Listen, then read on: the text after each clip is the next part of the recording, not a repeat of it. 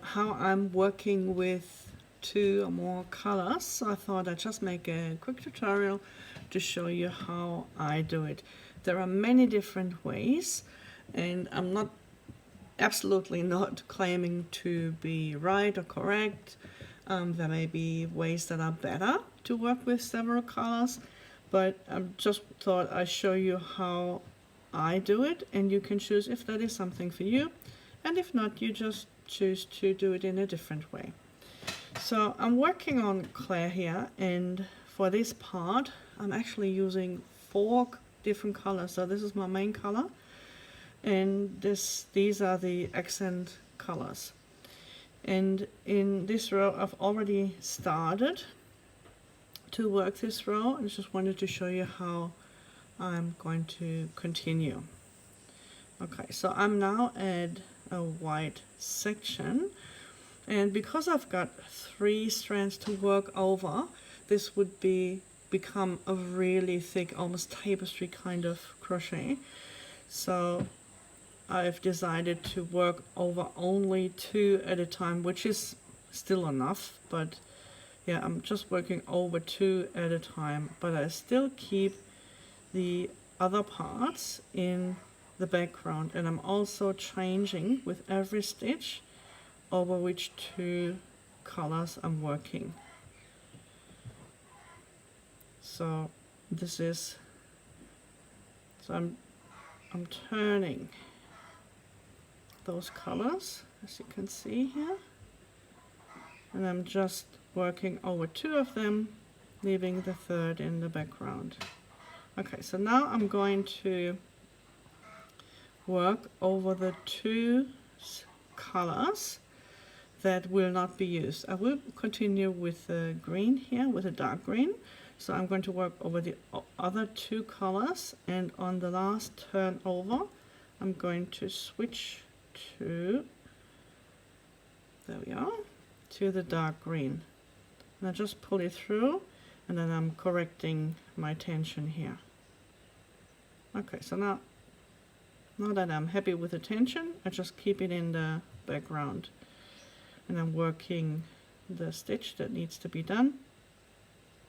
In this instance it's a double crochet, and then again I'm only working over 2 colors. I just leave the white in the background for now, and then again in the same front loop here.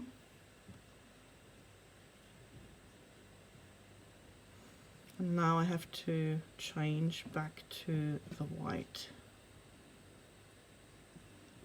Okay, and I'm just pulling through, and again I'm adjusting my tension.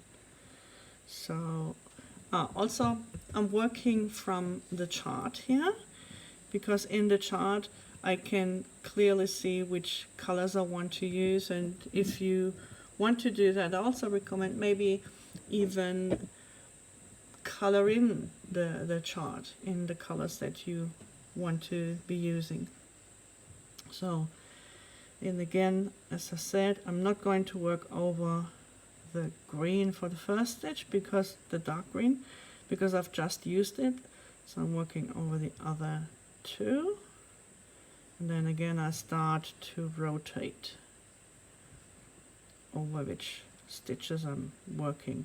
And you can see that sometimes they do peek through, so just try to have them in the background. So I'm working over these 2, because in the next stitch I'm going to switch to this other color here, which means that I'm only working over the other 2.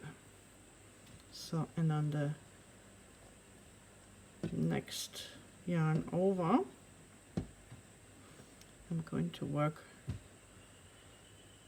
oops, I might have to just swap that through, and I don't mind having them entangled just a little bit, but twice is maybe too much, like that. And again adjusting my tension here, and then I'm working the next stitch, and so on. So that is an example of how I do it. Going back to the white now. Adjusting the tension, making sure. Okay. So and then there's only one. I'm not even completing the stitch because I have to switch to the next color. Always adjusting the tension. And oops, then I go through here, working over the stitch, over the other colors, I mean. And again, adjusting the tension just a little bit. So, and always working over the other two colors, not the one that I finished with. So I may have to adjust this because it's a little bit big, but that's basically what I'm doing. And what it looks like is like that. So in the end, I will have all of those colors kind of woven in a little bit. They don't tangle too much unless there is a long stitch that is made with the color that I have been using. Like for example here, when I make the split spike together stitch, then of course this is longer because it's part of that stitch. It's unavoidable. You see that it's everywhere here. And yeah, so that way I've got the optimal tension for me. And I'm also using the same hook size than I usually would. Some people go up in hook size because then they know that their tension is tighter.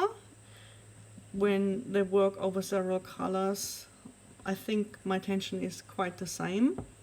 Or if you find that your tension is looser, if you work over other colors, then you might want to use a smaller hook even. So there are different ways to do that. You really have to find out for yourself, will you be working with the same tension when you work over more than one or two colors, or will you be having the same tension? Then you need to adjust your hook size. And also, as I said, working over these, some people just leave them completely in the end, because then it's, you can see they're peeking a little bit through here, especially the contrasting color. When you have very dark and very light colors that you use together, it usually happens. I do believe, even though this part is visible, or here it's visible as well, it's still okay for me,